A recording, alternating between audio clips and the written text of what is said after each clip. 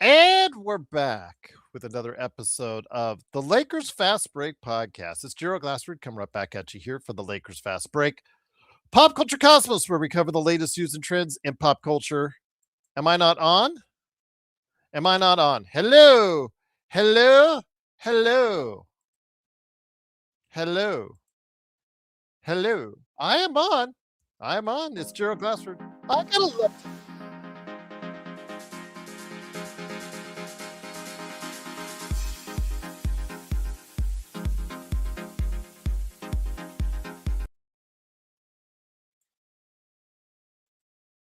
All right. We're gonna get this straightened out. All right, it's Gerald Glassford. That was weird. Love technology. Love it, love it, love it, love it, love it. Is Gerald Glassford coming right back at you here for the Lakers Fast Break. Pop Culture Cosmos, where we cover the latest news and trends in pop culture each and every week, twice a week. Uh, that was a win is a win is a win. It wasn't perfect, but it is a win. It is Gerald Glassford. Truly appreciate you joining us. I also host the Pop Culture Cosmos, where we cover the latest news and trends each and every week in the world of pop culture, twice a week, wherever you get your podcasts. On the latest Pop Culture Cosmos, now available for members of this YouTube channel, or also as well on the Pop Culture Cosmos on YouTube or Spotify and Apple Podcasts. Josh Peterson and I talk about a Star Wars secession with Kathleen Kennedy out, Dave Filoni in, what's going to go on with the future of Star Wars. We talk about the struggles for the Switch 2, as they didn't have the happiest of holiday seasons. And we also go into depth in regards to streaming shows, some of the stuff that they do, some of the stuff that they put out, some of the things that have been asked recently. Just talked to Ben Affleck and Matt Damon regarding that, what Netflix wanted them to do in regards to the plot, and reiterating the plot for Netflix, plus also as well some of the content and boundaries that streaming shows are able to do. That's why streaming shows are probably creatively a lot better than what we're seeing right now in broadcast and cable. I go ahead into that along with Josh right there at the Pop Culture Cosmos, wherever you get your podcasts. Also, as well, Legend and I have dropped the latest NBA observations. Hopefully, you guys got a chance to go ahead and check this out. Joe, this is called a podcast on YouTube, and you're late as always. But it is, of course, the NBA Observations Show. Hopefully, you got a chance to check it out. It's now available for video and audio purposes on YouTube and wherever you get your podcasts. Legend and I go over the strange, very strange Charlotte Hornets. One day they beat Oklahoma City, they beat the Lakers, and then the next they're getting their butt kicked by Indiana. So, or actually losing to Indiana, excuse me. So we're trying to figure them out. Plus, we talk a lot about what's going on at the halfway point of the NBA seasons. Great conversation with Legend this time out. So go ahead and check it out today at NBA Observations. We also want to give some love once again to the Drip Show Meister himself. Drip Show right there. Loving the Kobe and Gigi Pillow. Always got it by my side. Also, as well, of course, Luka and LeBron. The source of much anguish and the source of much pleasure for today for all of us Lakers fans, because it was a lot of each frustration, enjoyment when it comes to the Lakers. Of course, you got see what I've got right there as far as that great canvas art for you from Drip Show at Drip Show Shop on Instagram and Twitter. Also, want to go ahead and mention that if you get a chance, please check out my good friend John Costa, Clutch Talk and Lakers Corner. He is not going to be here tonight. He did announce the other day he would not be here because today is his, I believe, 27th birthday. So happy birthday again, John. I know I wished it to you twice in person, as far as in the Discord, and then also as well wished it to you as far as on the phone, texting it to you. So happy birthday, my friend, from all of us right here at the Lakers Fast Break. I did surprise you by saying Joe Soro is right outside your door, knocking on your door to wish you a happy birthday right now. So John proceeded to go ahead and go through the window and run away down the street.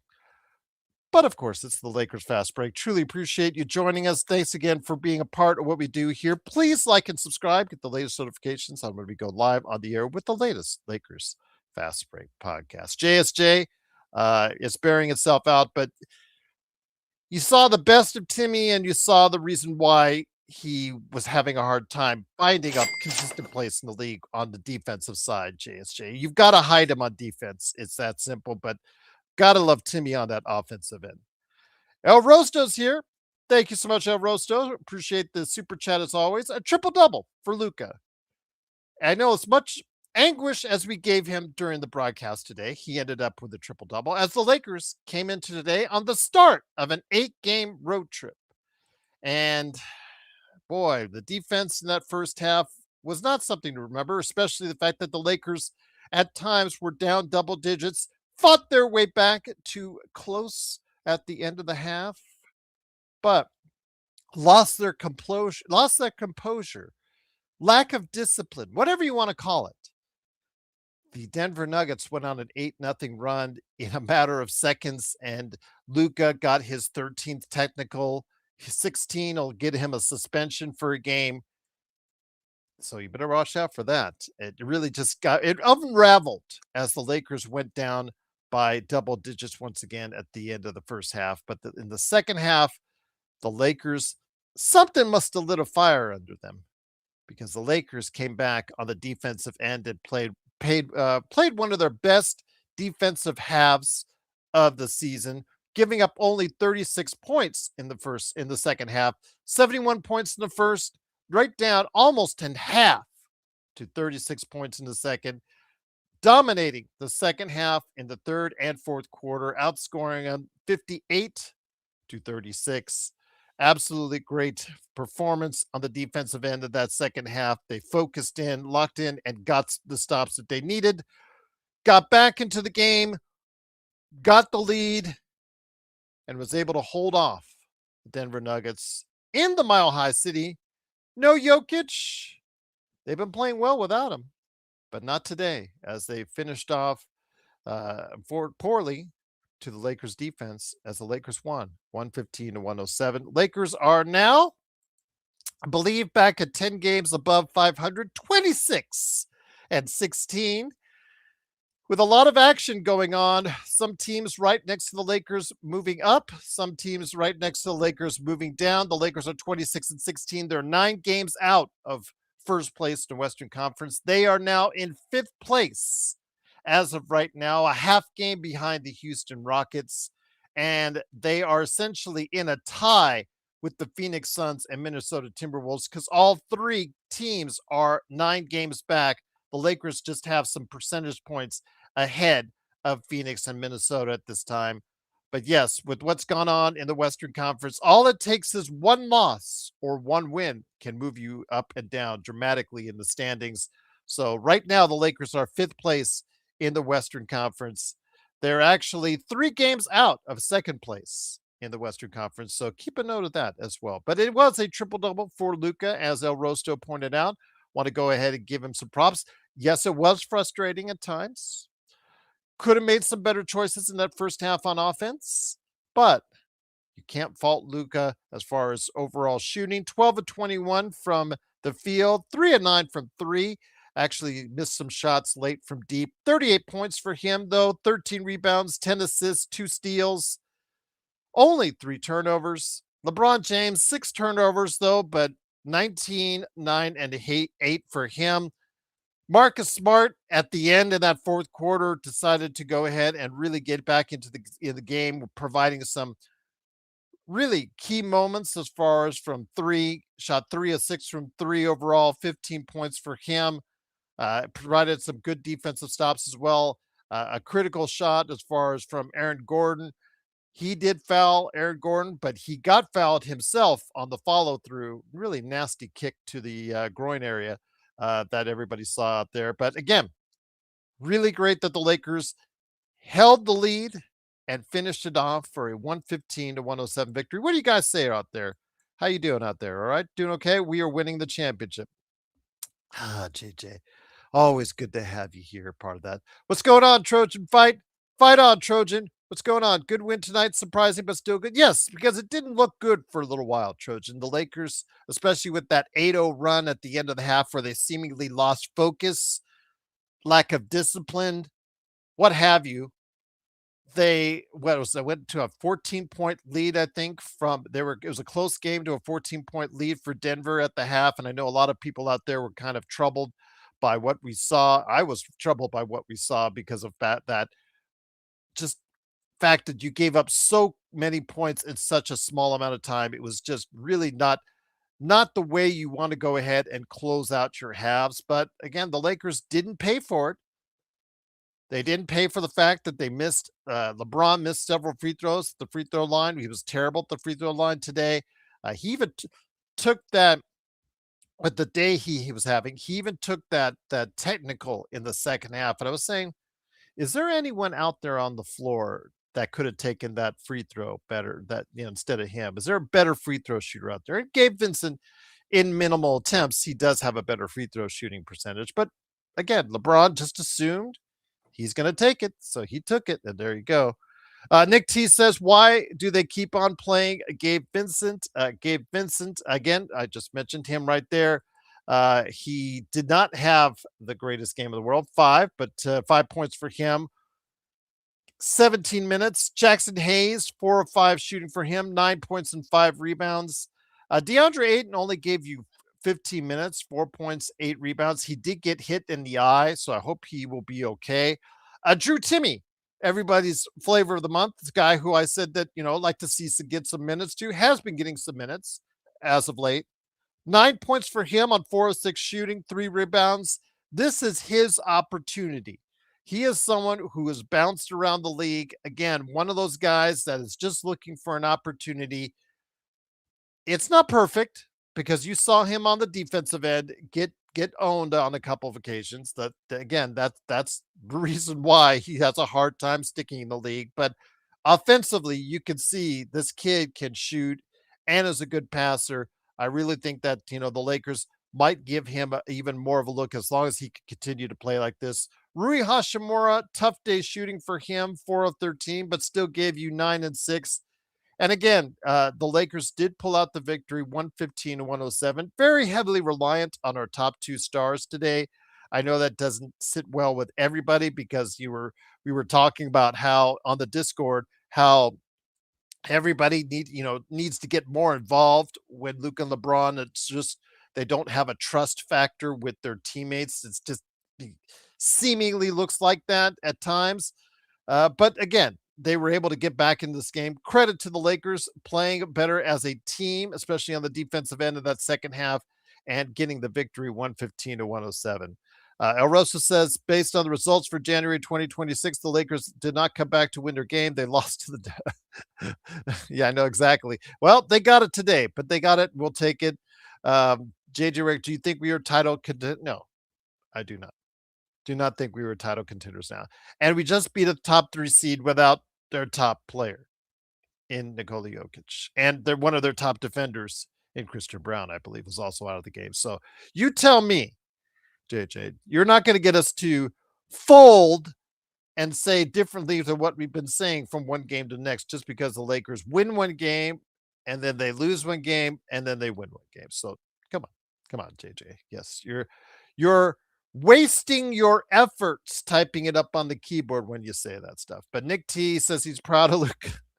When Nick T says something like this and he has not been on the Luka train, it tells you. Now, Luka, again, in that first half, I wish he would have, kept his composure more. He did take a ill-advised 3-point shot that was about 14 feet too close. I mean, it was just, it was short. I'm sorry, 14 feet too short. It would have been nice if he just looked a little bit more for his teammates in that first half. But you know what? Again, you got to give him credit. He and LeBron, for despite all the things that we say, did focus more on the defensive end in that second half. They forced turnovers, both of them. They both looked like they were more engaged and gave effort because they saw that if they did, that would help this team lock in and get focused more on the defensive end and get them victory. And that's what happened. They did. they follow the example set sometimes by Luka and LeBron. When Luka and LeBron get all mad, get all pissy at the refs, they stop focusing on defense. They don't go back on transition defense. They just sit there and argue with the refs like they did near the end of the first half. That's what happens. The rest of the team just really just loses their focus as well. And that's what happens with that late run in that first half, which was just so irritating to watch. But I think whatever was said at halftime by either JJ Redick or what was said at halftime by LeBron or Luca, maybe to themselves or to their teammates, really helped them lock in. You got to give credit to the entire team for focusing in on the defense on the second half and really getting the victory tonight. Again, a good victory indeed. It is, of course, 115 to 107. The Lakers are 26 and 16, back to 10 games above 500 and fifth place in the Western Conference. Again, it is, of course, Gerald Glassford. Thanks again for watching this thing. Michael says, Timmy time. Timmy time. Timmy, again, solid on the offensive end. Defensively, again, not the prettiest, but my gosh, I really think, again, when I said a while back, he should get some time. He should get a look when he was into South Bay and he didn't have the two-way. I said the Lakers should try to give him a look. And you know what? They did, and he's been good so far. He's been good. He's been promising, and I'm hoping he's going to give the bench some consistency going forward. Your search said that they shot like God in the first quarter. Denver did. Yes, they did. They did indeed. Stefan says, "What's up going on, Stefan? Message me what time you said you want me on your show. You haven't come to agreement on the time, so let me know what times you're available tomorrow. Shoot me a LinkedIn on that. Thoughts on the All-Star voting? Is AR going to make it as a reserve?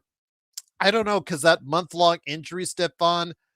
My guess is he does, but maybe as an injury replacement. That's just my guess, is because he's coming back. And if you didn't hear the news, JJ announced earlier today that whoever said that the All-Star break, that he was out to the All-Star break, man, they're smoking something because JJ, the injury was always they were going to reevaluate it at the end of this month. Well, JJ said today before the game that Austin Reaves will be coming back sometime before the end of this 8-game road trip, which is before the All-Star break. Well before the All-Star break. Kurt Affair, what's going on, my friend? Hopefully all is well with you. Craig, what's going on? Always great to have you aboard. Timmy there for bench scoring strength. Absolutely. Again, for one of the most, in fact, the least scoring bench in the league. And then again, some of that is because Smart and Laravia have had to play a predominant amount of games in the starting lineup. So I get that. But for the least and worst scoring bench in the league, it's always nice to have some type of influx of someone who can provide you with some points. And Timmy does that. You've just got to make sure you have defenders, Vando, other defenders out there, Smart. I don't know if you call Vincent a defender at this point, but you've got to have defenders out there along with Timmy. But if you can hide him on the defensive end, you can get some advantage because he is a good, highly skilled, not a highly, but he's a well-skilled offensive player. All right, once again, it is the Lakers fast break. JJ said, Gerald, you act like this is just a win. It is just a win. It is just a win, JJ. Get a grip on yourself. It's just a win. You beat a Denver team without the best player in the world and the best player in this decade. So, yeah, it's just a win. It is, of course, Gerald Glassford. Truly appreciate you joining us. Isaac says, any trade rumors floating around? Well, I was going to get into that because, everybody, we heard the bad news in regards to Jimmy Butler. Jimmy Butler tore his ACL last night. I saw that. It was just absolutely just a tragic, where he planted his leg and his foot. Just very tragic when he blew out his knee. And at 37, that's going to be a very long and tough road back for him, especially at his age. So what does that do for the trade market? Well, I mean, Jonathan Kuminga supposedly is going to get more time in the lineup for the Warriors, but given that he's already sent in a trade demand for the Golden State Warriors, what does that do to shake up the trade market? Now, I'm not suggesting that the Lakers look into trading for him per se, but every day that you have a player like Golden State that's out of the lineup for an extended period of time, like Jimmy Butler, and you have Stephen Curry also in the twilight of his career playing some of the best basketball he's played in a while, frankly, then you have to look for a team to go ahead and try and shake things up. And if they shake things up, maybe that will give the incentive to other teams like the Lakers to try and make a move on the fringes because they just don't have the assets to go ahead and really make a big splash per se, unless they give up, unless the team wants all of their expirings and then the first as well. There's really not a whole lot the Lakers could do to get a substantial upgrade right here that will help them out immensely, bridge that gap between them and OKC at this point in time. Okay. Current Affair says, "Hey, searching ever go Lakers. We can be down 20 every game and win." I don't want to make a habit out of that. You all forget what I want to make a habit out of that. Indeed. Well, look who's here. Looky who is here. It's a good man indeed. You got to go ahead and check him out today for his company, Sinblades, sinbladeswithY.com. He also is the host of the Joe Soro Experiment. It is, of course, Joe Soro. Joe, first half, again, a lot of issues and nitpicks we've been making for a long time regarding this team and the players. Second half, whatever was said, they followed because they locked in defensively.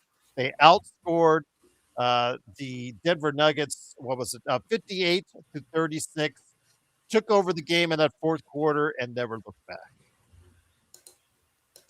Yeah, the end of the first half was a nightmare. The memory of not allowing anybody to shoot comfortably doesn't seem to be sinking in with the Lakers. They don't learn their lesson from. Sometimes is it a discipline issue? Sometimes I just got that feeling when I watched that 8-0 run. Just a lack of composure. I think it's just laziness. I think the NBA player in general is a lazy player, and it's frustrating when you see them play the way they played in the second half and go, is there some reason why you don't do that? Like every game? Is it you get paid a lot of money to do that? What is it really that taxing? So I thought that buried them, to be honest with you, because that's usually what ends up burying them. When I thought so too. Yeah. However, and I haven't had a chance to really, when you're watching the game, the first run, you're not really paying attention unless you specifically are zoned in on a couple of guys here and there and you're just paying attention to them. I don't know if not having Ayton in there was a huge advantage or it was just a combination of Denver not shooting well and maybe Jackson Hayes playing that well on defense. I have to go back and look at it after the show. The nice part about tonight's game is Denver visibly looked like they thought they had this game. And then all of a sudden they started pressing when they started missing shots while the Lakers were making shots. And then it never kind of went away. It's been rare to see that this year, especially in a hostile environment like Denver against a team like Denver that was playing very well without Jokic. Well, tonight you realized why Jokic is an MVP. They needed Jokic. And one of the reasons why Jamal Murray isn't a perennial all-star, you can watch today's game and realize why.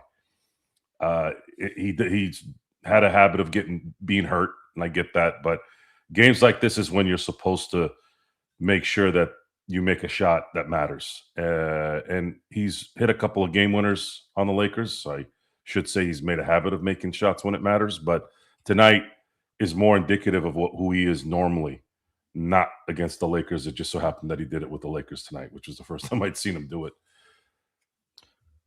It was a nice win. I'm almost in that area where it was probably one of the best wins they had this year, which that second half was one of their best defensive performances of the year. Yeah, it was. I think what helped was the fundamentals, man. I mean, they were not. I saw 2 and 3 guys under the basket on missed shots, and it was almost like because that was there, you didn't have any catastrophic offensive rebounds that hurt you in the second half. What It hold just me is it's like Toronto against Toronto. Remember that Toronto had no size tonight. Denver had no size because both Valanciunas and Jokic and Braun were out of the lineup. yeah, I mean, I don't care who's in the lineup.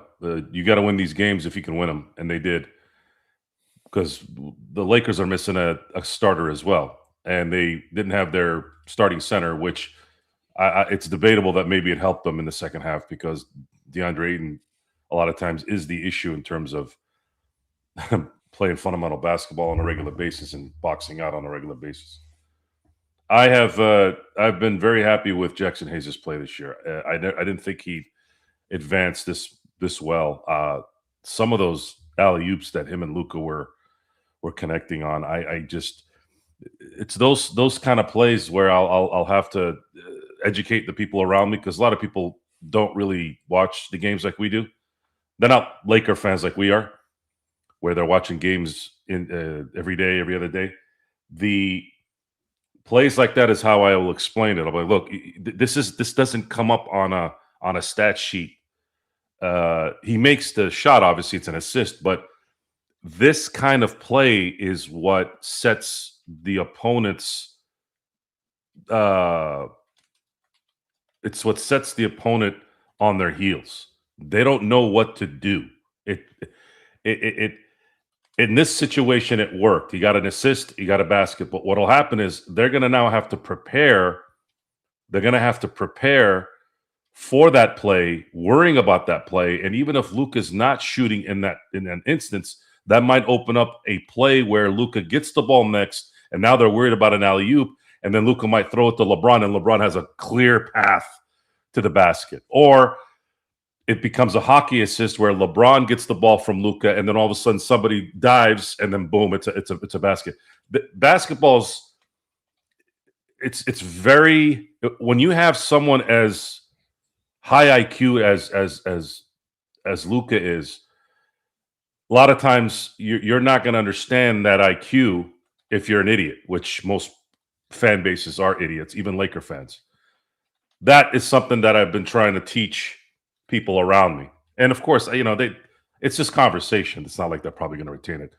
I always judge people by whether they like baseball or not in and around me, right? Even family members, friends, doesn't matter. When I hear somebody say, "Oh, I don't watch baseball, it's too slow," I'm if I'm in the right mood, I'll probably say something like, "Well, it's a pretty intelligent game.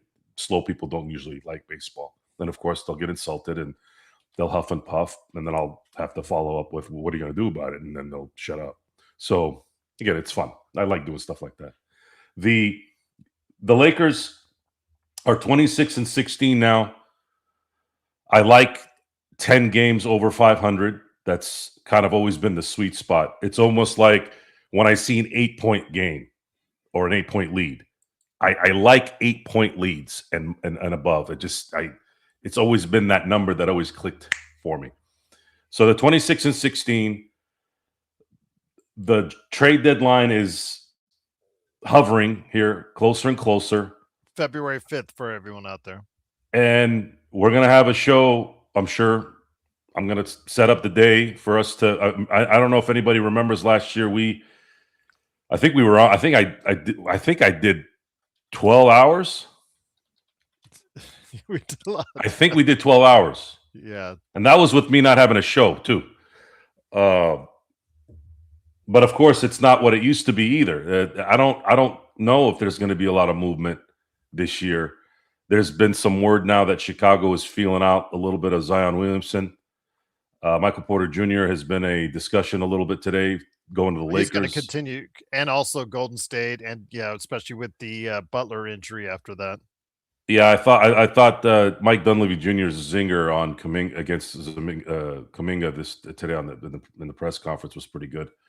There was a reporter that asked him, "Is there a demand? Something about demand with Kuminga?" And his response was, "Well, there needs to be a demand if somebody wants to demand something." And I thought that was a pretty good kind of shot at Kuminga. And I'm actually really tired of hearing the word Kuminga. Kuminga's not that good for all this pub. I think athletic guy, but Yeah, With the Lakers, I'm okay, he's a yeah. 32% three-point shooter who, yeah, it doesn't play defense or doesn't focus on the defensive end. That's the Lakers don't need that. The Lakers don't need that. So, but I wanted to ask you, I want to get really quick back to Jackson Hayes because I know there's something Isaac said in our chat and truly appreciate the chat out there. Cannot thank you enough. By the way, Craig, although the buyout market, remember, they are only, if they do nothing, the Lakers do nothing, they are $1.1 million over the cap. So they would have to wait either, do they pick up Nick Smith Jr. as far as for the rest of the season, or a Timmy for the rest of the season and use the money there, or if they wait for a buyout, that buyout has to be hit a certain number of games left before you could put him into that 15th spot on the roster. So just wanted to make sure that everybody's clear on that. But getting back to Jackson Hayes, it's something Isaac said, they should play Hayes more. We've seen this before, though, Joe. You said he's really had a good season. He has been at 77% from the field. I know that Stefan and I were going back and forth. That's really good as far as because he knows who he is. He knows what he can do and he knows what he can't do out there on the floor. The problem is, though, Joe, we saw this before last year. Remember after the Luka trade, especially after Luka trade, he started to gel real nicely. He had some really good games. He got into the starting lineup before the season ended. He had some really good games. They started to find him a lot on the lob, both Luka and LeBron. And then it all went awry in the Minnesota series. And the thing I'm saying is, okay, 23 minutes tonight. I think that's the sweet spot for him. I think 15 to 25 minutes a game is the sweet spot for him. When you put him more out there, then the cracks, I think, start to show up a little bit more. That's what I'm trying to say. I think 20 minutes a game is a sweet spot for Jackson Hayes. Yeah, 20 minutes, 2025 is really his max. He's a relief pitcher. He's not a starter. Relief pitchers aren't going to, with all due respect to Mr. Will Klein, he connected with the baseball gods for about 4 innings in Game 3 of the World Series and made it happen. But that's a rarity. That doesn't happen very often. That happened on necessity and it worked. But Jackson Hayes is a relief pitcher in basketball. If you start pitching him more than an inning at a time, which in this case is more than 20 to 25 minutes max, you're gonna see why he's not been who he probably was touted to be at the beginning of his career. But he has been playing better basketball in terms of knowledge. Like there's something that's happened with his basketball knowledge. I think his dives are better than ever. I think his screens and his ability to create space has gotten so much better. I know it may sound and look easy. Pick and roll is, in my view, the most standard fundamental play in basketball, and that is since the history of basketball, right? It is the most basic, effective play in basketball, and there's really no way to stop it, which is why it makes it so appealing. There's no way to stop it if you run it well. It's even if you know it's coming, you can't stop it. Why?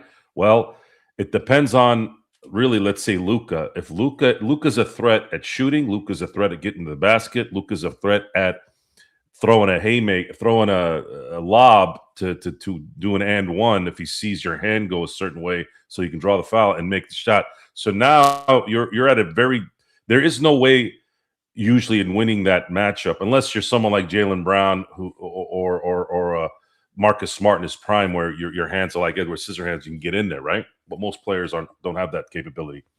But if you're dealing with that, it's very easy to leak out for a guy like Jackson Hayes, who's athletic, because he makes up so much ground on the vertical. It's like, well, you're screwed. Like, you're not going to run the pick and roll with LeBron most of the time in that case, at least not right now. But with Jackson Hayes, because he can jump out the building, there's so much more area for the ball to go to make that play effective. And in terms of his ability to create space and his ability to dive in a timely manner, it's creating that play, and it's creating that play in a very efficient way. his defense is gotten better. Not elite, not really, really good, but it's been a problem. He's causing some problems, and it's easy when you're playing the Nuggets without Jokic because they really don't have a center. You know, it's Spencer Jones. I know Aaron Gordon's a wide guy, but these guys are not. They're not really bigs. Yeah, So they didn't have 14 feet of center in there tonight. yeah, so this is part of the process of taking advantage of the matchup. And they did very well in terms of matching up with what Denver had. As soon as Denver stopped making shots, as soon as Jamal Murray went into his non-effective phase, which again he usually is always effective against the Lakers, but tonight he absolutely disappeared in the second half. DeAndre Ayton did not return to tonight's game. He has a patch on. People are joking, like I mentioned in the post game, that he looks like a pirate right now. So I don't know what the status of his eye is. Nobody said other than the fact that he did sit out the rest of the game after he got hit in the eye. But hopefully it's minor and that he can come back on Thursday against the Clippers. But again, it is the Lakers getting the victory tonight, 115 to 107. They're still in the thick of it in the Western Conference. Joe, it is very like last year. Like last year for the Lakers, it's very dicey. One win can take you up one or two spots, and one loss can bring you back down. So the Lakers fly their way back from the Mile High City back to LA, where they face off against the relatively still hot LA Clippers. Your thoughts, my friend, because again, we've passed off and joked about the Clippers almost all season long until they started to make their run. They've looked better in recent weeks. They're now in 10th place in the West. They're in the play-in, Joe. I know that's not much, but again, they're one of the hottest teams in the NBA as the Lakers go into the Intuit Dome on Thursday. It's good that they are because I don't want Oklahoma City to get a top 4 pick. So now that they're in the play-in, could make the playoffs. Hopefully, they make the playoffs. Not that now that keeps them out of the lottery.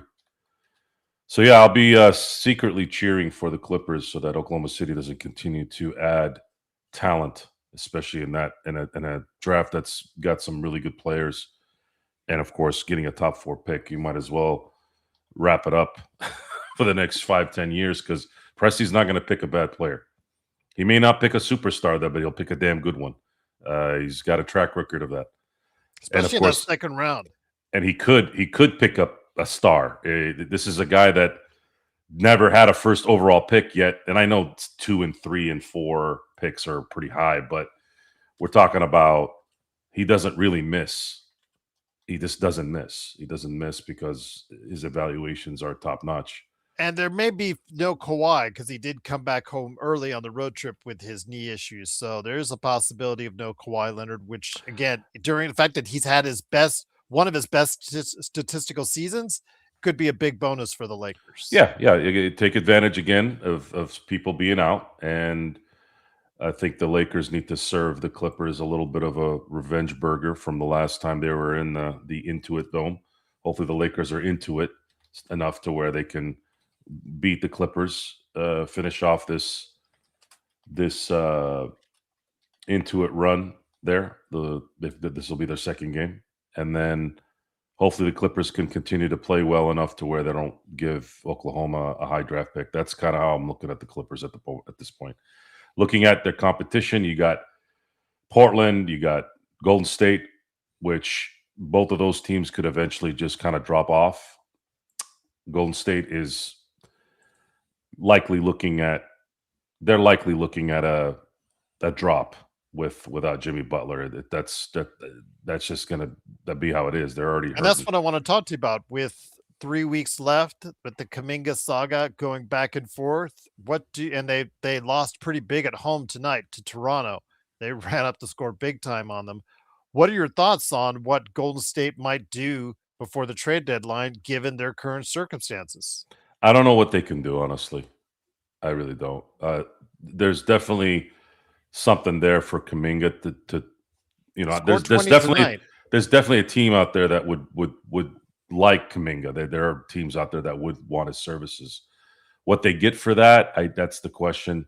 Is it Michael Porter Jr. out of Brooklyn? I don't know if that. I guess that would make sense, but then you're playing with the risk of is Michael Porter Jr. going to be the guy that hits shots on a regular basis, or is he going to be hurt? And do They you get want to MPJ. What if they get MPJ and one of their big guys like Claxton or Sharp? Sure, yeah, sure, but do they want to add another $41 million next year in salary, or do they want to just wait this out, let the year go? Because I mean, it would make sense because really 2027 is kind of their last, like Curry's last, at least as of right now. That's the last year of his contract. Butler, same thing. They have a player option, or Draymond Green has a player option for next year. Butler's got another year, Yay! by the way. Huh? Subscriber. He's got another year. Thank you, Las Vegas Raiders, for subscribing. You brother. sure? Yes, Butler has another year. I think I have him only playing at the end of 2027. 2027. Yeah, that's what I meant. Next year.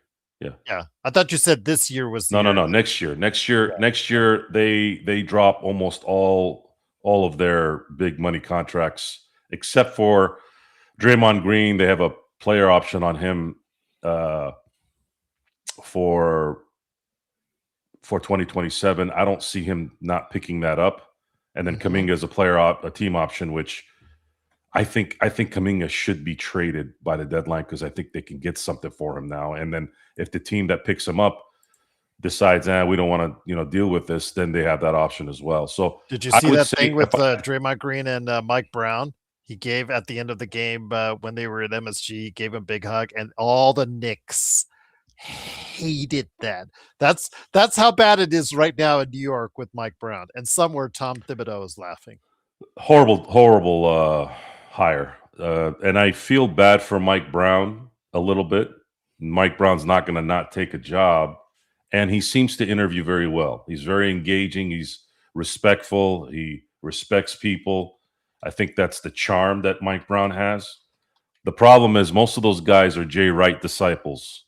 And even if they're not Jay Wright disciples, it's osmosis now with Brunson, with Josh Hart, in and around that team. And then you also had a guy that was about it too, which was Tom Thibodeau. I don't know why they went from Thibodeau to Mike Brown. That's like going from Bill Parcells to Ray Hanley. For those of you who don't know who Ray Hanley is, do a Google search and you'll or just ask your local Giants fan in New York. So there's this fine line between appeasing the players and because you have to, right? This is NBA. The NBA has always been, and it always will be, a player first league. Football, you can get away with being a team league because there's so many guys on a team, and if you just get one good quarterback, you're going to be successful, right? In baseball, we had this discussion numerous times. No matter how great you are in baseball, whether you're a pitcher or whether you're an everyday player, you only have so many opportunities during a game to make a difference. It's not like you can just keep putting Ohtani out all 9 at bats, right? Mm-hmm. So, but in basketball, you this is as player driven as any sport has ever been, and because there's only 5 at a time, right? It's in a team sport. This is it. So, New York, anything that Draymond does is an irritant. It's an irritant. And I'm still waiting for somebody to sack up and clothesline him when he's going to a layup. Once again, it is, of course, the Lakers fast break. I know it's not my money, but I honestly think if I was making $20-30 million, I'd make the clothesline look a little more like I was playing the ball, but really Dennis Rodman him. There you go. Or Kevin McHale. That was deliberate. There was nothing there. Well, I know, but that was a good clothesline. I mean, as much as we hate Boston, you got to admit that was a nice clothesline right there as far as clotheslines go. from the world of wrestling. And again, it is the Lakers fast break. The Lakers 115 to 107. Intel Wild in the chat. Denver went ice cold in the second half, but that's why we won. But I'll take it. Again, got to credit some of the Lakers defense because it did tighten up. But yes, they did go cold indeed. Intel, it was great to see. Robert Wheeler is back in the chat. He's asking you, do you like the fact that Marcus Smart is a wild card on offense? He was 0-4 in the first half, and I believe he was 5-6 in the second half, 4-5 in the second half, including 3 triples. So he helped the Lakers. He was the only other player besides Luka and LeBron in double figures. He says he thinks it's super beneficial to have a player who can break the scouting report for most teams who prefer to leave him semi-open. In other words, erratic. This is his whole career, Joe. One day, he's never been shy about taking shots, but one day he's hitting them, and the next day he's not. And today, in the second half, he did. In that fourth quarters, primarily, he did hit his shots. That's really what it is you cross your fingers and hope that he's going to hit that corner 3, which he did tonight. Mm-hmm. Those corner 3s are what sets everything up for LeBron and Luka to open up the lanes and allows those lanes to be free enough to where you can get those nice dives by Jackson Hayes in those pick and rolls with LeBron or Luka. Press, what is it? Drop coverage. Our good friend Angry Coaching always talks about drop coverage. Gerald, tell the crowd what is your feeling on drop coverage? Just handing them a free shot. Just basically, it's just you're giving them a free open look. This is not a legitimate description of this, but I call it the one player zone. That's really what it is. Drop coverage is deadly if you can shoot. And if you can shoot, it still will allow you to play good 2-on-2 basketball or navigate through the defense. So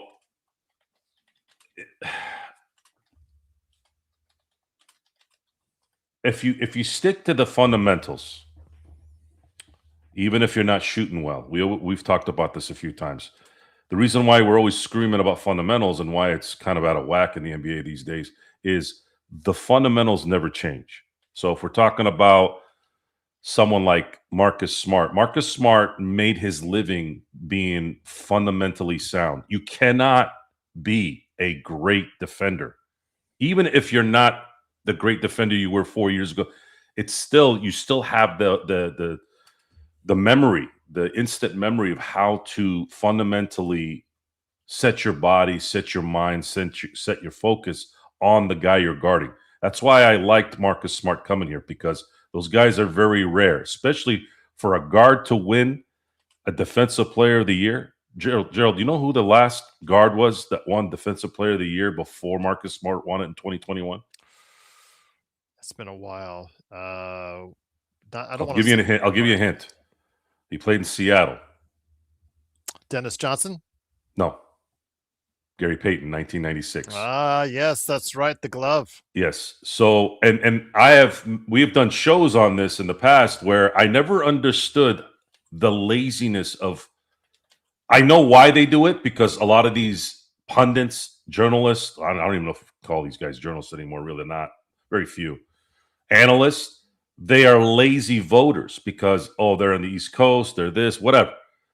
To me, what is more difficult, Gerald? Is it difficult for a 7-footer to be the last line of defense and make a problem for that guard or forward coming to the basket and then getting a rebound that's right there all year round? Or is it more difficult to guard someone and keep them from scoring on a regular basis? To me, I think the NBA made a major mistake not giving more wing and guard Defensive Player of the Year awards. I think giving it to the center because he's got more rebounds and more blocks is a very lazy vote. And you're right on that. I agree with you on that.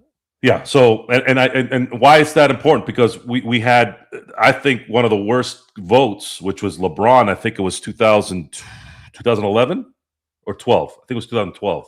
Mhm. No, 13. Sorry, 2013.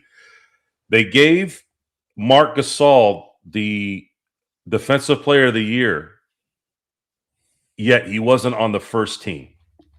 How the hell did that happen? How does that even happen?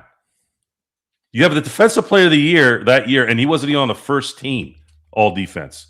LeBron should have won.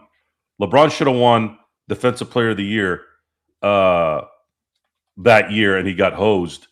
There was a few years where I thought, even though he's a big, that because I think Duncan's kind of the exception to the big guys because he does his is not just block shots and get rebounds. There, that guy had a fundamental focus and a fundamental gift that very few have had. Very similar to Magic and Bird, because I always use those guys because they're not overly athletic yet. They don't need to be because they're that freaking ahead, right? Like Michael Jordan, Kobe Bryant, of course, they're fundamentally freaks, but it wasn't fair because those guys were fundamentally perfect, yet they were jumping out the building on top of that. But I think he lost at least one Defensive Player of the Year award. I would say in 03. There was years where I thought Kobe should have won it. So again, it's as far as Marcus Smart's ascent the rest of the year, you're gonna have to cross your fingers and hope what you saw tonight happens in the bigger parts of the major games as they continue. Well, again, I said during coming in the season, I didn't want to commit to him in the starting lineup because I was worried about his health. And early on, his health was an issue, but I got to give him credit. He's been out there sometimes for the best, sometimes not for the best because there are plays which make you scream, I cannot believe he did that. Because we talk about Vando sometimes when he makes those bonehead plays. So does Smart from time to time. And again, these are things that when I reached out to Boston specialists or people covering the Boston Celtics to talk more about Marcus Smart. These are some of the things that, again, it comes with the territory when you have a Marcus Smart on your team. Question, though, was brought by JY. I want to make sure it because you always love touching back on previous eras. Better defender overall, Marcus Smart or Michael Cooper? I can't make that assessment. I didn't watch Michael Cooper play as a grown adult. I've seen footage of his ability to, with his length, very. He was the best defensive player on him. I'd say if Larry says that's the best defensive player, a lot of times I take those comments with a grain of salt. But although Larry Bird's that guy doesn't have any salt, that guy's legit all the way through. If Larry Bird said that's the best defender he's ever had, then you can't get away with not saying Michael Cooper. He was a pest on defense. I'll just leave it at that. I mean, again, I prefer the guys to. I think maybe this is more an aesthetic thing for me. I like the way Marcus Smart looks. He looks like a Rottweiler. He's got a gigantic cranium that looks like he can destroy you with just his head. But that's my only. I've seen him play numerous times. That's the only knowledge I have. But if Larry Bird says Michael Cooper, then it's probably likely going to be Michael Cooper. And Michael Cooper Michael Cooper was also a specialist on top of that. See, even though they didn't shoot a lot of threes in the 80s, he was one of the few that did shoot threes, and he was very effective there. So he was, I'd say, one of the first of the 3 and Ds in basketball, because three-pointers weren't the thing until the ABA NBA merged, right, in '76. So the 80s were kind of a little bit of a stepping stone to the three-point culture, and then the 90s a little bit more, 2000s a little bit more, and then obviously it took off when Steph Curry made it a pageantry. Want to go ahead and mention again, the Lakers did win 115-107. Lakers 26-16. Intel has a question for you, Joe. Joe, you down for some shots? Oof. Sure. Where do I rank Kobe all time? This goes back from our previous show. I rank him in my top 5. I am MJ1. I'm probably going to lean Kobe. What did I say before? Kobe 2 or 3? I think 2. I'm a big Wilt fan. I really want to put Wilt as my number 3, and then LeBron 4, and then 5. It changes.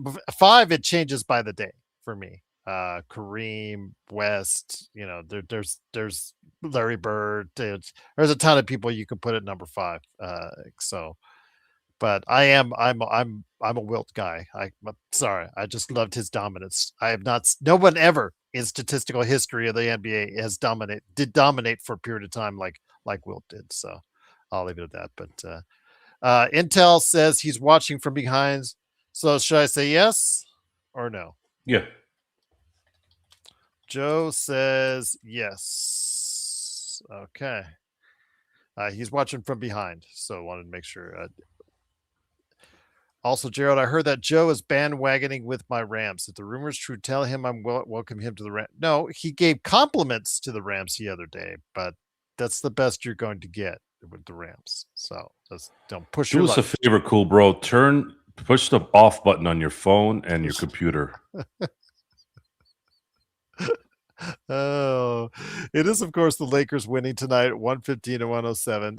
Lakers are playing I'll be next. back. You got it. The Lakers are playing next. Appreciate it again, Intel. Thank you so much, Intel.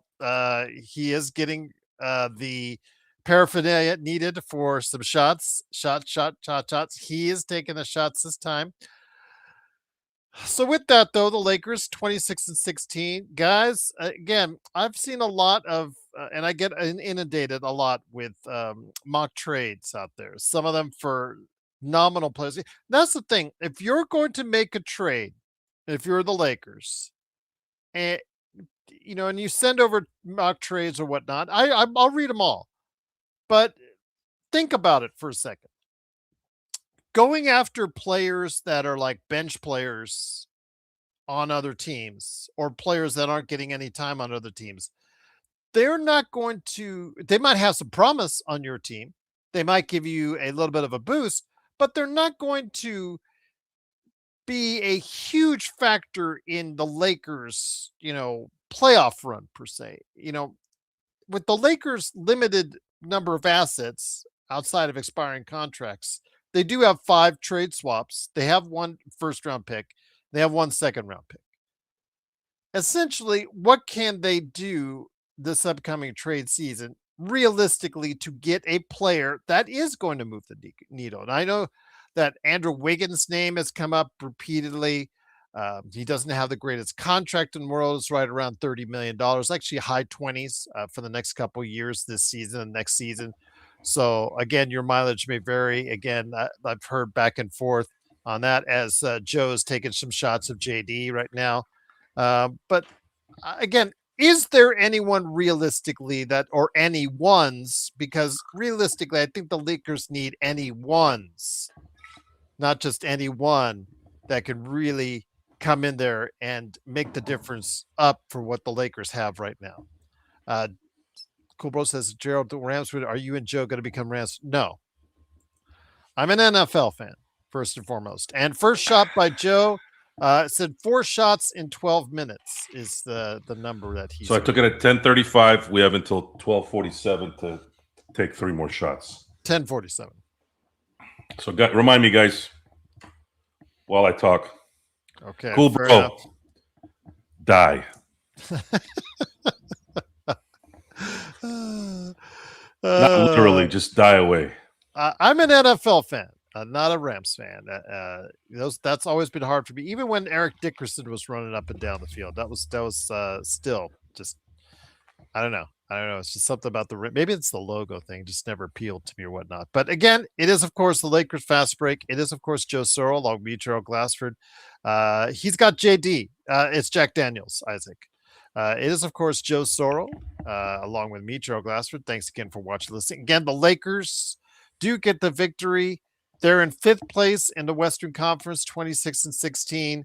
Everybody's concerned about Luka. I think he got a hip pointer. What was it? The second or third quarter, we got hit in the hip. Kind of was rubbing on it for the rest of the game.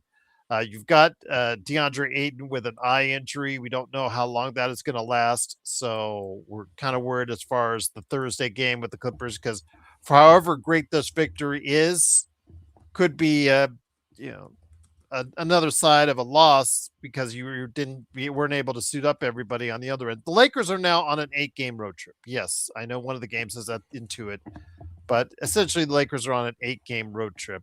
What do you think they need to do on this road trip to satisfy you, or to say, hey, that's a good road trip for you? Because you said 4-4 earlier, but hopefully, we want to see if you Well, can. I sort of submitted to a loss in Denver because there's a history there of them not doing well in Denver, no matter what. However, this is kind of house money now, right? So you won in Denver, and I feel they should beat the Clippers without Kawhi there. I feel like, okay, well, you can start 2-0 out of the gate. Now maybe you can turn it into a 5-3 run. You do 5-3, you win the road trip, in my view. That's how I'm looking at it.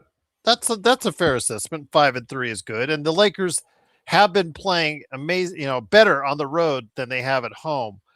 When you look at their stats, Joe, the Lakers right now on the season are 14-8 away from home and 12-8 at home. So, and they're not playing juggernauts. They're not playing Oklahoma City. They're not playing San Antonio. They're not playing. I think that's probably it, right? They're not playing Detroit, so they're going to go into Dallas. They're going to go to Chicago. Dallas, Chicago, not bad. Cleveland, good. Washington. So then you got New York, which is going to be a tough one, and then Brooklyn. So if you look at, if they win on Thursday, now they're 2. Now they got to win 3 of the next 5 games. I don't see why they can't beat Brooklyn, Washington, and either Dallas or Chicago. Now that puts them at 5-3 for the run. It's very doable if they win on Thursday that they could go 5-3. For sure 4-4 at that point, because I don't see them losing unless there's a major injury from Luka or LeBron. I don't see them losing. I don't see them losing 6. Just I don't see it. This is the first time the Lakers have. And they're going to be home. By the way, sorry, they're going to be home for a while. Think so. If they can get out of this 5-3, that puts them at. Right now, that puts 31, them at 30 and 31. 20. No, 30 and 19. 31 and 19. Yeah. 30 and 19? 31 and 19. 31 and 19. So you now finish that last crazy road trip. Well, there's another one in March, but at least with that one, they're playing Houston in back-to-back games. So they're not traveling in that. But this is probably the one where it just seems like it's a lot of time. Then they come home. They come home from March 6th. I'm sorry, February 5th. And then the All-Star game is going to happen, right? In between the 12th and the 20th. So from February 5th until February 25th, they don't go anywhere outside LA. That's freaking 3 weeks that they're not going to travel. 3 weeks. And even when they do travel, they're only going to Phoenix and San Francisco. That's a damn dude. If you don't take advantage of that run, and they're playing Sacramento at home and New Orleans right after that. So these guys actually, they don't really leave the West Coast for like a month and change. A month A full month. They don't leave the West Coast. Got to take advantage of that. So if you can come out of this road trip 5-3, and then you win your home games in a good fashion, you're not losing stupid games. At least you're competing, whatever, right? Mm-hmm. I think you're putting yourself in a position where you could solidify a top four seed. That, I think, there is when they can do that. That's where they can set the stage for having a really good shot at having home court in the first round, because that's really ultimately what it's going to be. Any concern of note when the stats thrown out there that this is the first victory over a team that's better than us since November the 5th? Yeah, it's a concern, but if they start winning those games now, it doesn't matter.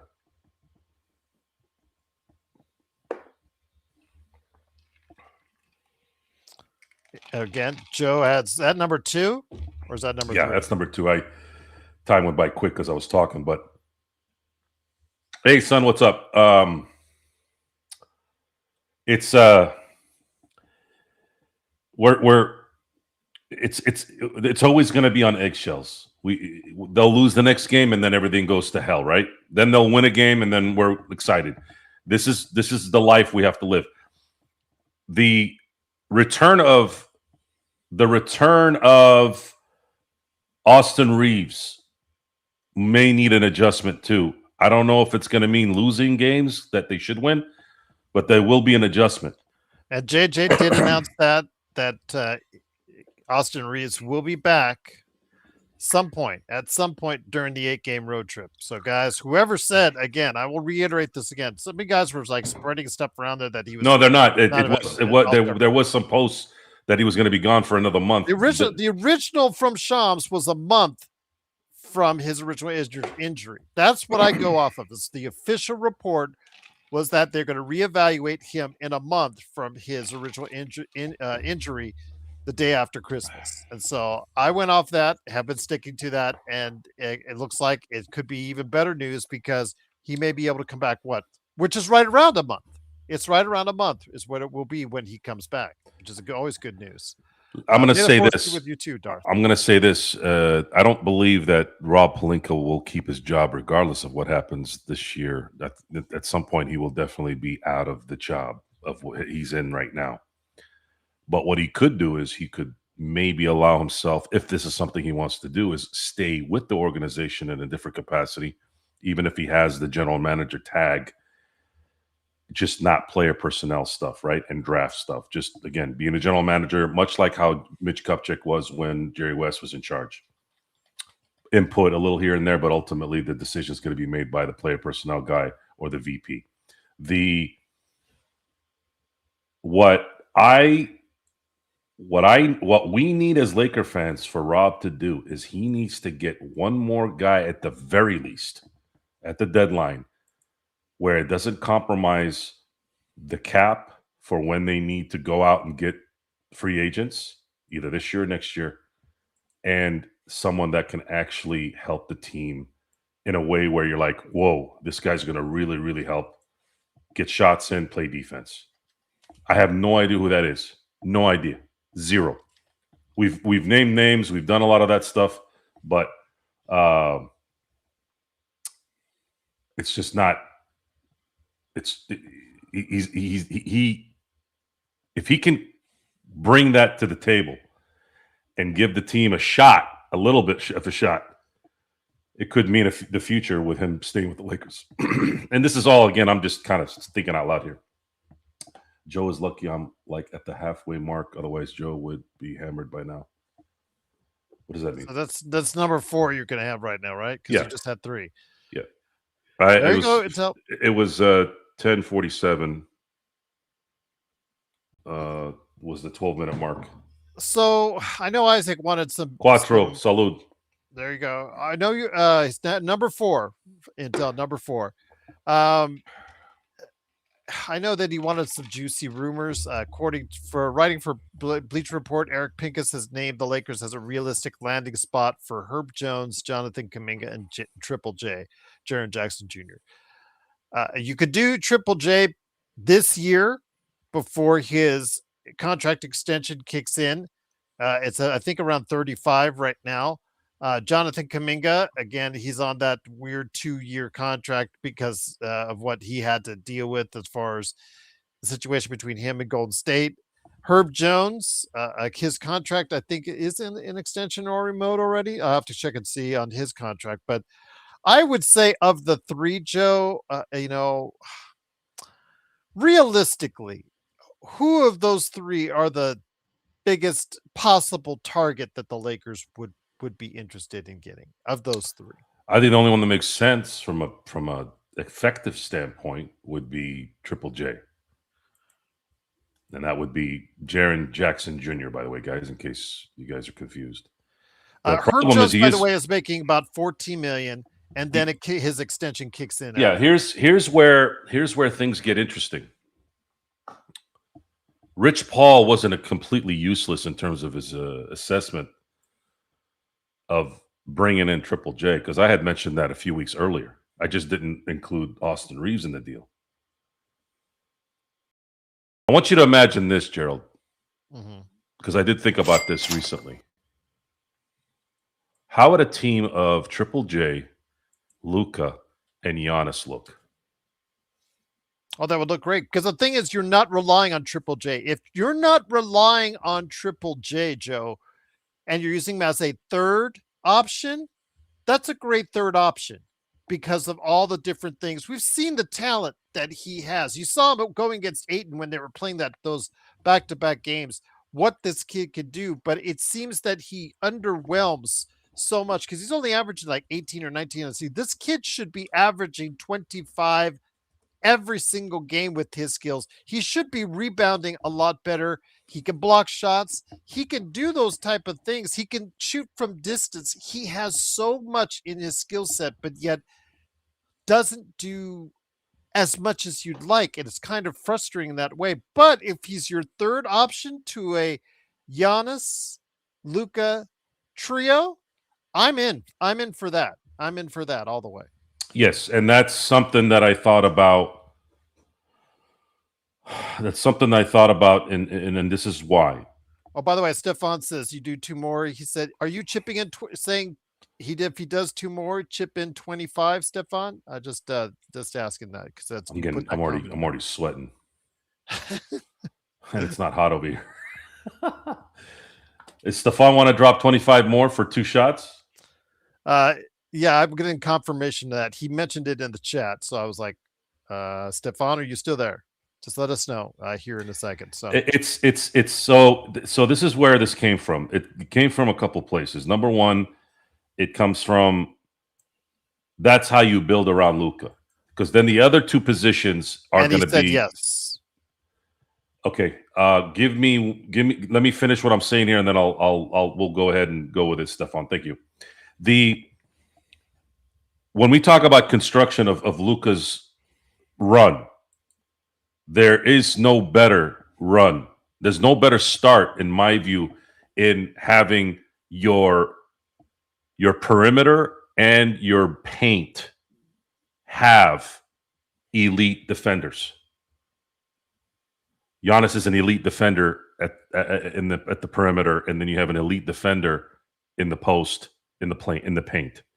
You are now building the two huge pillars of a Luka run team. Now, the other two positions need to be snipers. You build a legitimate big down low that can play defense, and you have a player like Giannis who's a two-way player, right? And you have two snipers. You are going to see Luka destroy teams.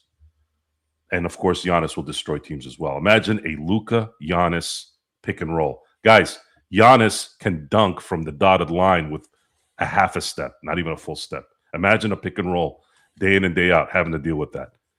Because he's got Inspector Gadget arms. Giannis has Inspector Gadget arms. That guy's just he wouldn't even have to dunk. He could even lay it up.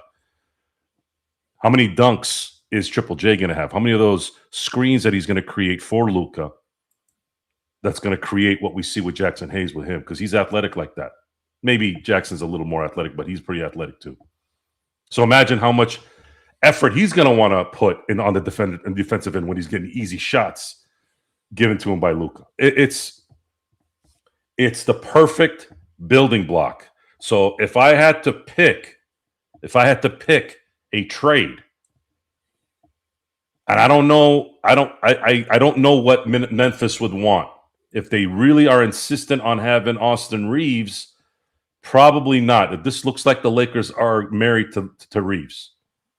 Everything points to that. If the reports were correct, reports said that there were 20 teams that have inquired about Austin Reaves, and the Lakers have turned them all down. So it just looks like they're in the Austin Reaves business. But can you get Triple J for expiring contracts? You do have enough in the expiring contracts to get him, yes. Or you can get a third team and make it a little bit easier. But in the end, if Memphis is willing to give up Triple J for more of a salary dump, there's a definite chance that the Lakers could get him because they do have enough in expiring contracts. And if they have a third team that's involved, then maybe Memphis can get something out of that while that team also gets something from the Lakers.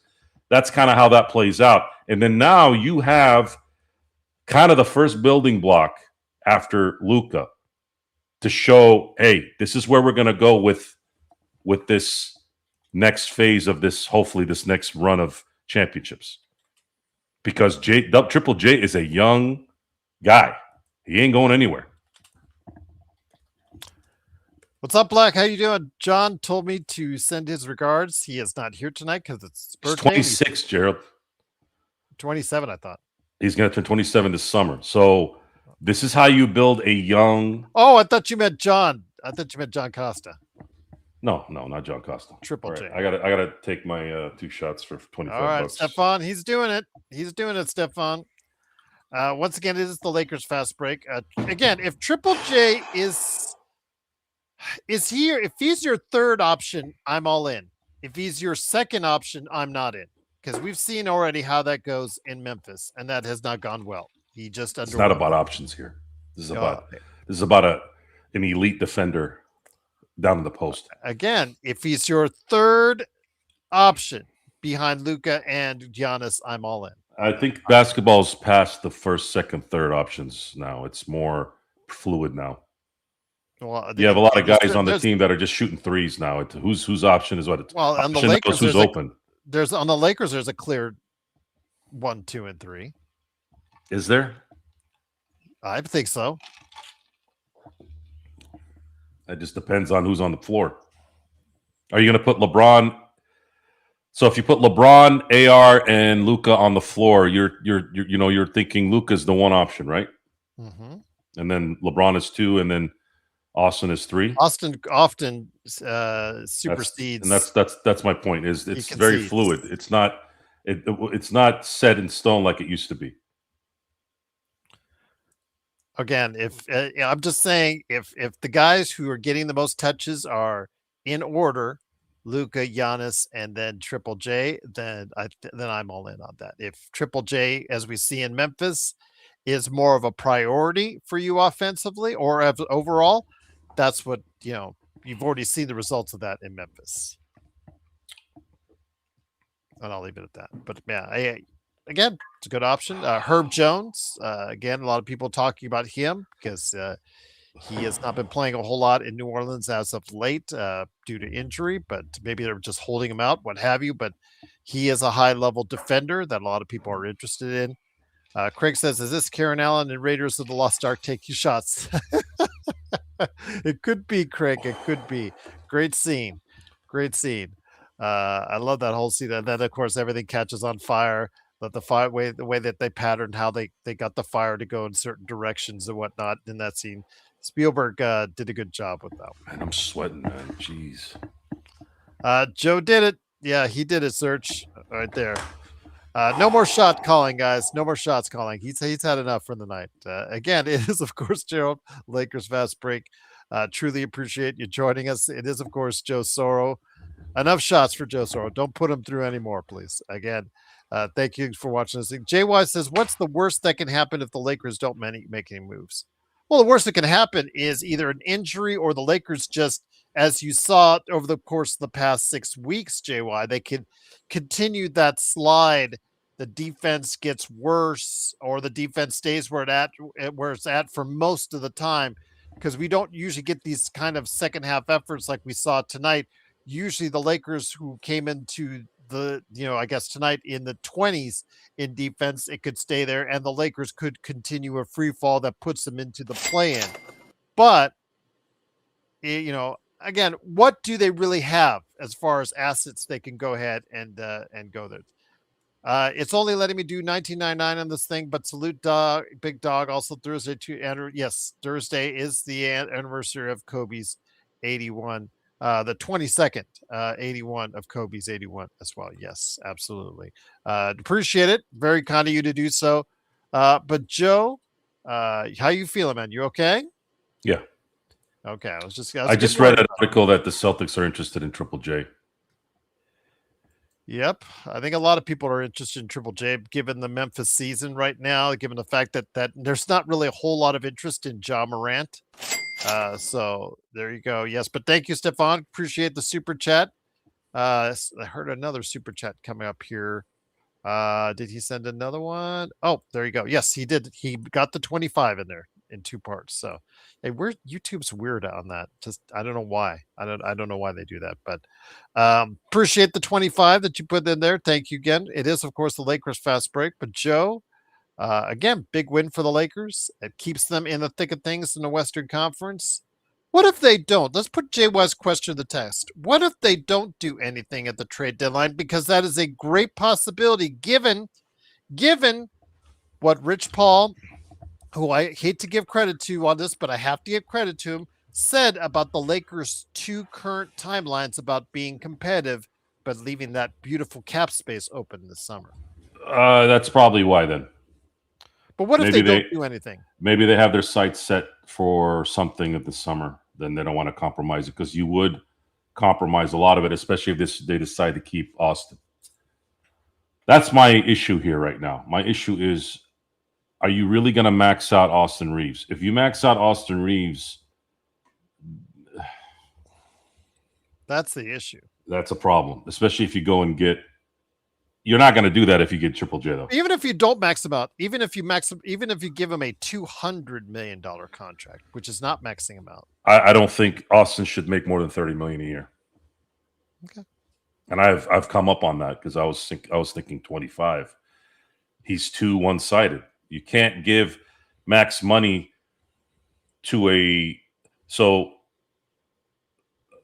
Colin Cowherd said, when you give max money to a very good quarterback, not an elite quarterback, your team is stuck because you can't better the team around him enough if you're not elite, because you've got so much money allocated to a very good quarterback. That guy can't take you over the hump typically if you're paying that guy max money, elite money, when he's not elite. He doesn't cover enough deficiencies in the other spots that they can't afford to get because he takes up most of the money. And that's what Austin Reaves would do. Austin Reaves making more than $30 million a year, if he's making $40 million a year, is going to put the Lakers in a very bad spot, even if they got Giannis, because it's still not a balanced team. It's not the best team you can build for Luka Doncic. Luka Doncic with Giannis and a Triple J is what you want to build a Luka team with, because Luka doesn't play stout defense.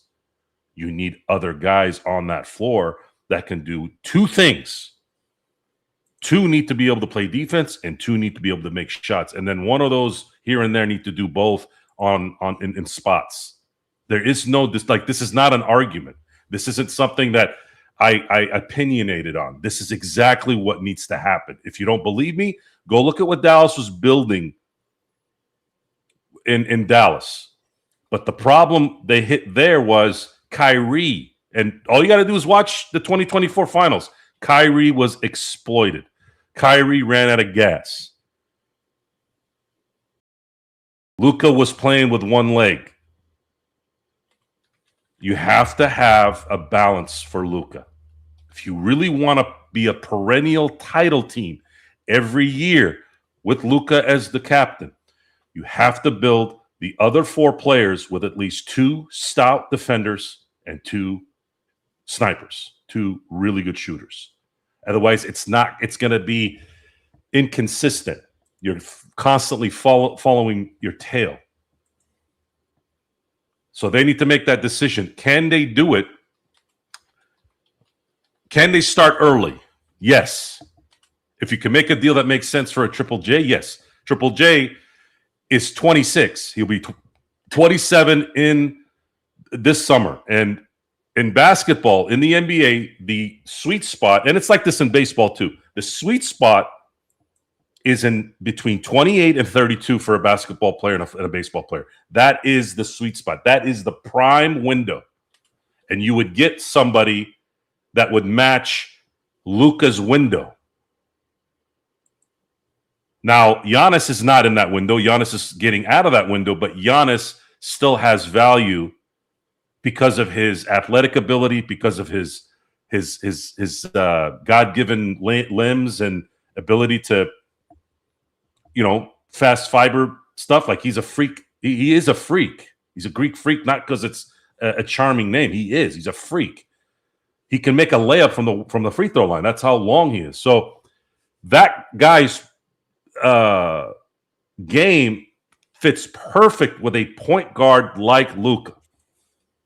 And we know this. Why? Because when he played with Damian Lillard, it didn't work out. Damian Lillard is a shooting guard. He's a shooter. He's a hybrid guard like Steph Curry was. That's not going to work for someone like Giannis. Giannis needs someone that's like Luka, who can dissect and destroy a defense and get him the ball in spots that's going to make him work, which is really going to be anywhere on the court. And what sets Luka apart from most is that he can get that guy that ball in spots at the perfect time so that he has the least amount of resistance to the basket. That's the IQ that he has. He's the Larry Bird, Magic Johnson, Tim Duncan IQ that he has.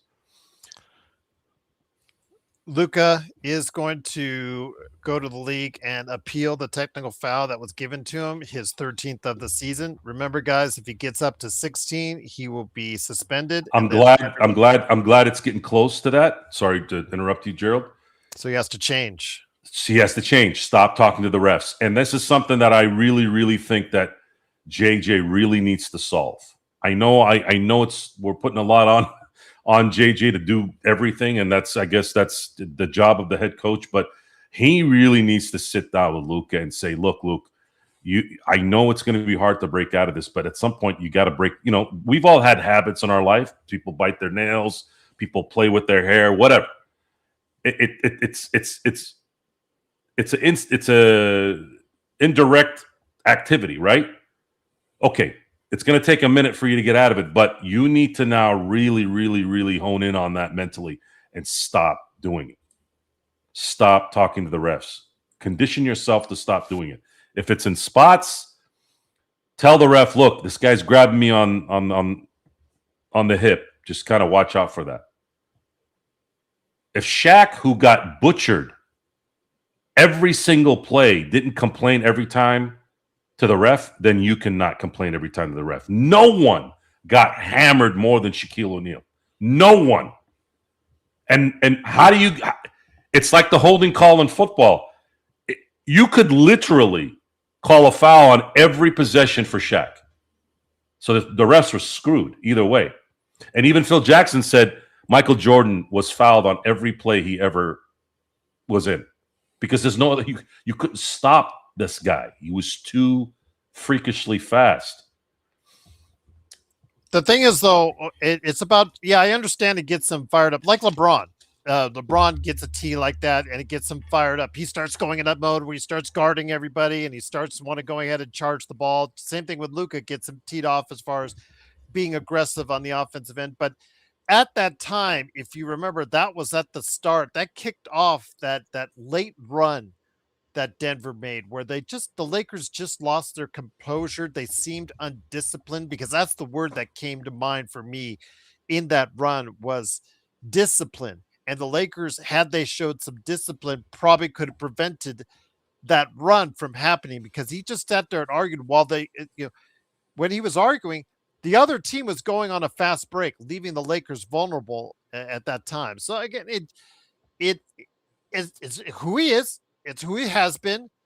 Can he change or can it work out for the better? We'll have to wait and see. But JY says Luka's immaturity may cost us Lakers fans a championship run. Do you have thoughts on that, G and Joe? Again, when you bring a guy like Luka, you have to bring who he is and all of his good and bad things with him. And these are some of the bad things that we are now seeing on a regular basis. The thing is, can he rein those in when it matters the most? I don't think it's a maturity. I think it's just him reacting. Immaturity to me is Got a Draymond. temper. Draymond Green is the one that's immature. Dennis Rodman was immature. There's a difference. I don't think it's immaturity. If anything, it's detrimental because now you're at your 13th tech, and they'll probably rescind it just because they don't want to lose Luka, right? The NBA does have a obligation to have their elite players there. This is a guy that just beat LeBron, and I know LeBron is in his 23rd season, but that doesn't matter. If Kobe or Jordan or Shaq or any of those guys were still playing, they'd probably still be the highest vote getters with who's around now. Luka's the highest vote getter in the NBA in terms of All-Star. You don't want to lose that guy. Luka Doncic may be the only player of this next phase that could be transcendent in the NBA because SGA is not transcendent. Anthony Edwards is not transcendent. There's a chance that Wembanyama could be, but I'm not sure yet. There's been too much worry on him in terms of his availability. I'm worried about him. Not as much as I was worried about Porzingis, but I don't know yet. I have to see how that plays out. But as of right now, it's not really close. Luka's probably the most popular NBA player on the planet. Now, I'm talking about the guy that's in his prime playing. LeBron is still the face of the NBA because he's LeBron James. But I'm talking about the next phase. The next phase, when LeBron is not there, it's Luka's league. And it could be Wembanyama's. I don't think it'll ever be SGA's unless SGA like wins 4 in a row. But I don't know. Steph Curry's in there too with like LeBron. Like it's still LeBron and Steph because Steph got voted in when he had no business being in there. Should have been Anthony Edwards in his spot. But Luka's the guy. Luka's the next guy. And someone's going to have to sit there and tell him, listen, you're in the largest stage in basketball. There's no larger stage than LA, the Lakers. Boston doesn't want to hear that, but it's the truth, and Boston deep down knows that's true. So once again, it is, of course, the Lakers Fast Break. Truly appreciate you joining us. Once again, the Lakers do win 115-107. We'll be back for a show on Thursday night. Excuse me, Gerald. Stefan, the NBA does that, and this is not just the NBA. It's the media. So I've had this discussion the last couple of days, actually, with some friends. The anointed. There's most of the journalists and most of the sports prognosticators, analysts, anal just in general, they are not very talented. A lot of them are not very talented, so they have to get clicks, and they know they know based off of just knowing how to troll, knowing how stupid people are, and how they're moths to the flame.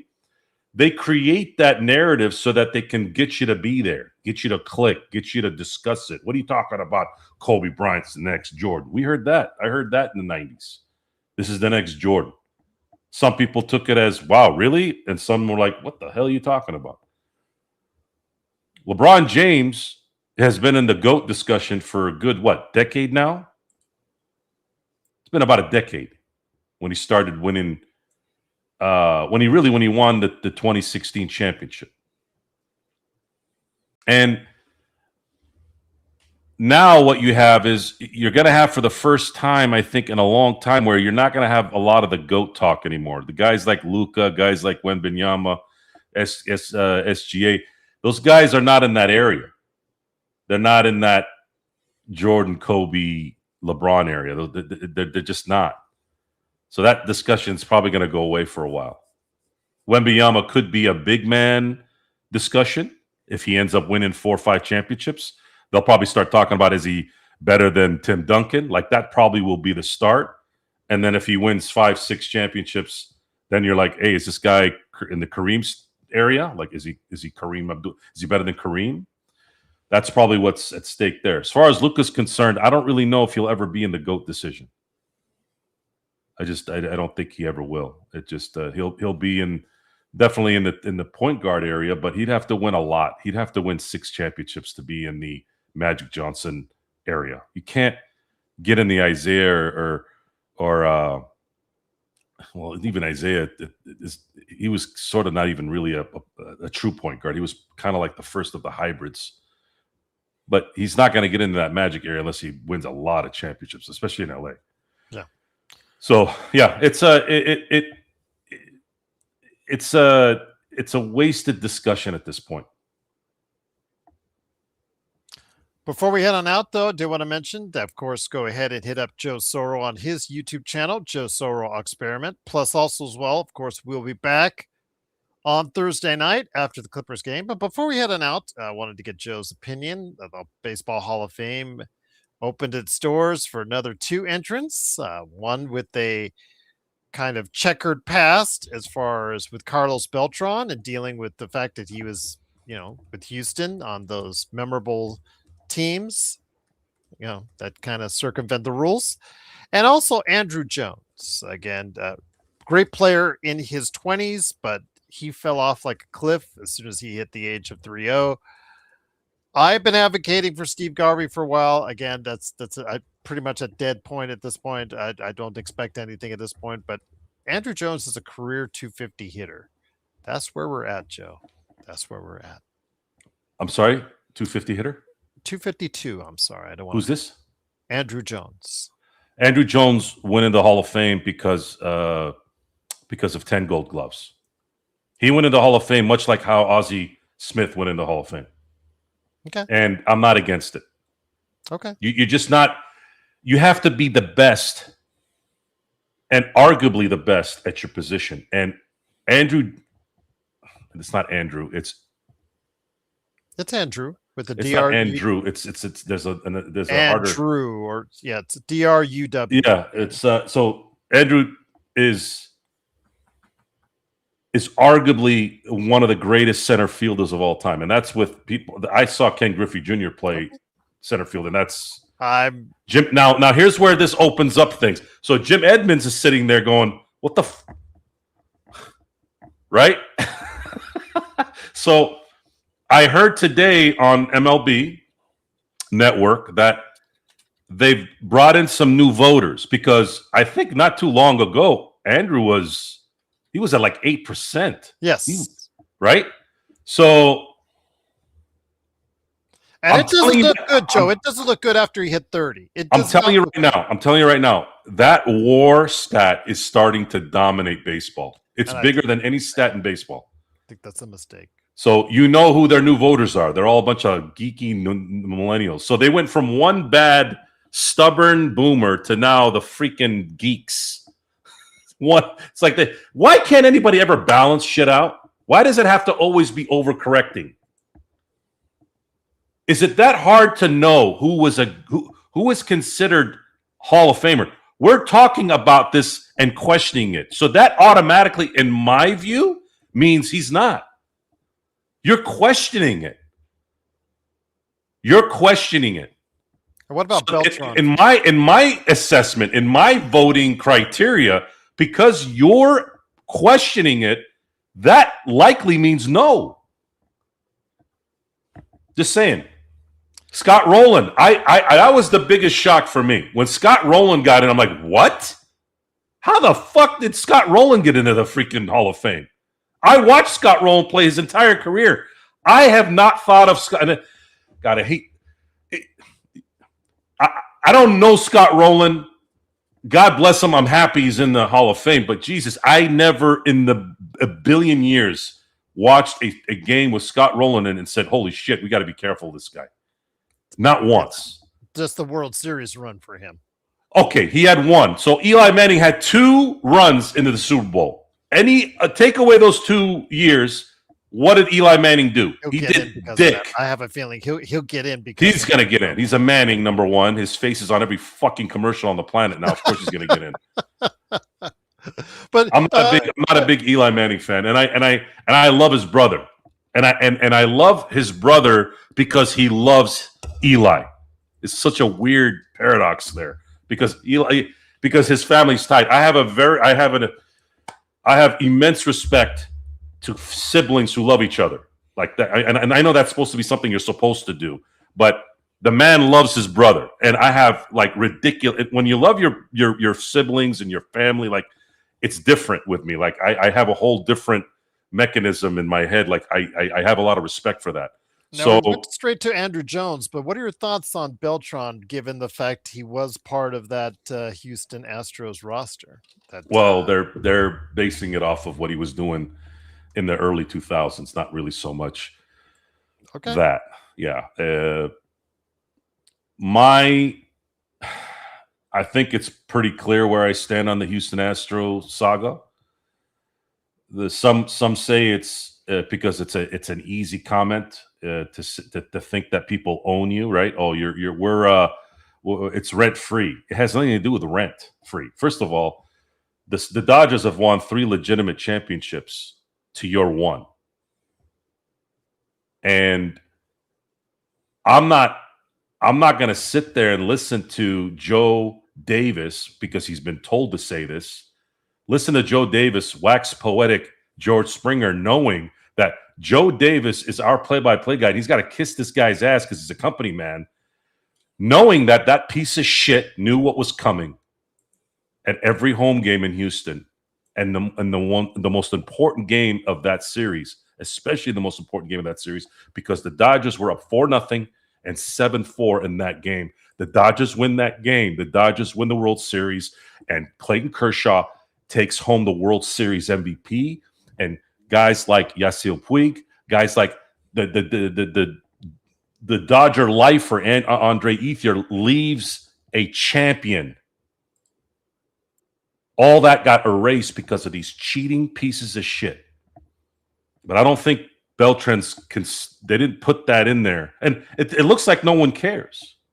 It looks like people have forgotten it, because I've heard more about the Houston championships the last year than I heard anything around 2020, 2021. Like, they're getting comfortable now. So now that's why the venom is starting to come out more. Oh, you guys are trying to forget what happened in 17. Oh, no. I'm going to remind you. I'm going to remind you every day. Every day. And you know how the Dodgers remind you every day? You know how they're going to remind you? They're going to keep getting the Kyle Tuckers, the Mookie Betts, the Freddie Freemans, the Edwin. I mean, come on. I mean, it's just more fuel for me to just really stick the fork in you.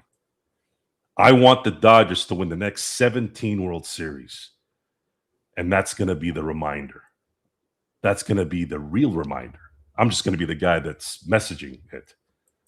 You guys want to start forgetting that title was legitimate? Okay, go ahead. Start forgetting it. Go ahead. Put in Carlos Beltran. Go put that midget piece of shit Altuve in the Hall of Fame. I'm going to be right outside Cooperstown going, how many rings does he have? You're not counting 17, are you? You remember what he was doing, right? Oh, you remember when he hit that home run against New York? Don't touch me. Don't touch me. Who does that? Who says don't touch me when you just hit a game-winning home run? A cheating piece of shit. So, yeah, this is adding fuel to that now, Gerald. So all year next year, when the subject comes up, when they go in officially in July, I'm going to be right there doing a show, talking about it on a Lakers broadcast too, saying, hey, you guys remember what happened in 17, right?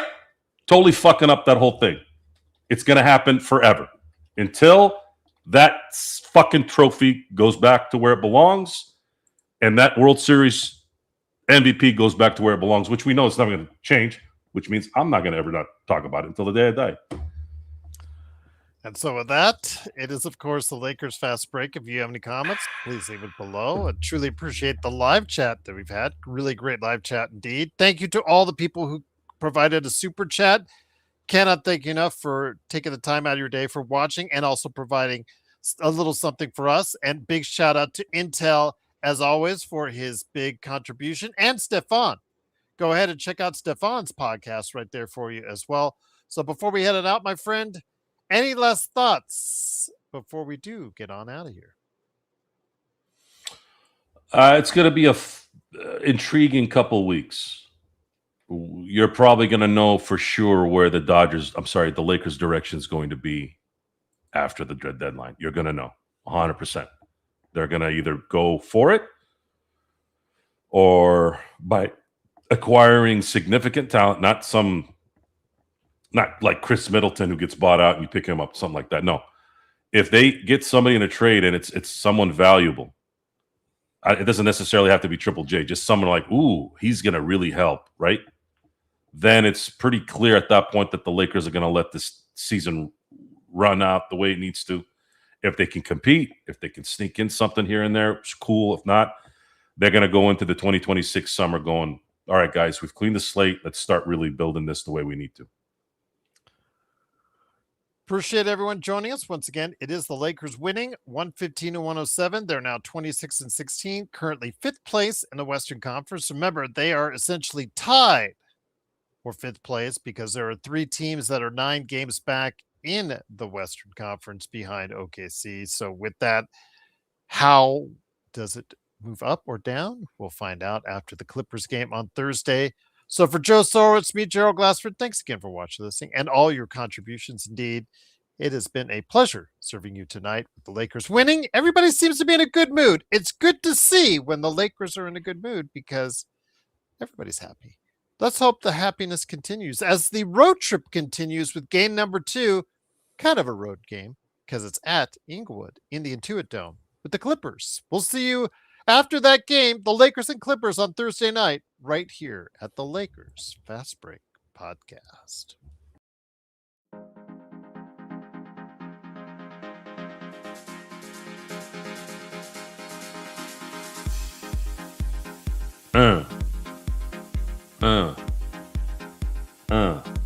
Where's Vari? Maybe Xbox chased him off. He was here earlier. Really? Yeah. No, he's usually Both hitting. were here earlier. He's usually hitting out. He comes in and out. He does? Yeah, he always comes in and then you don't hear from him. Okay. They